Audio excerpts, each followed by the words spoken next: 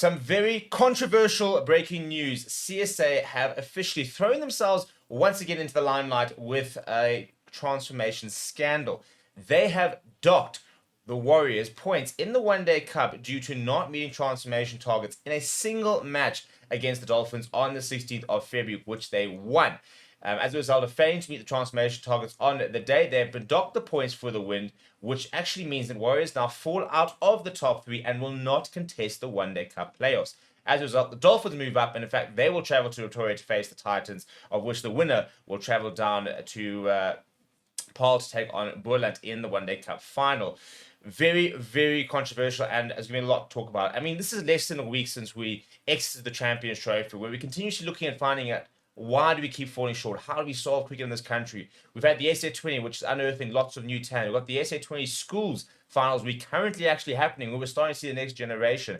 CSA has periodically failed to take cricket to grassroots level. They've failed to really sort of invest into the game in the right areas for years and years and years, and have not created the structures where we could see transformation success like we do with the Springboks. And now, once again, they are basically highlighting their failures with an incident like this, where, for example, the Protests have basically a 12-month target where they kind of have to, they're given license to select who you want as long as throughout the 12 months, there is transformation targets that do get hit, which is far more reasonable than a single game. And regardless of whether you agree with transformation targets or not, to penalize any team for a single game breach, I personally think is very poor form. And again, I think it shows a failure of them putting in the structure to try and organically grow the representation within these teams.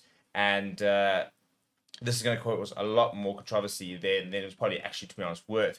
Apart from that, they've also been given a mandatory fine, which is 50% now, and 50% suspended, provided they don't breach it again. So, Robin Peterson, currently down the head coach at the Warriors, being touted potentially even a future Proteas coach. Will be interesting to see what his reaction to this, with the Warriors completely out of the One Day Cup and their chance of winning a trophy in the 50-over format completely done as a result of this. Let me know what you think down in the comments below.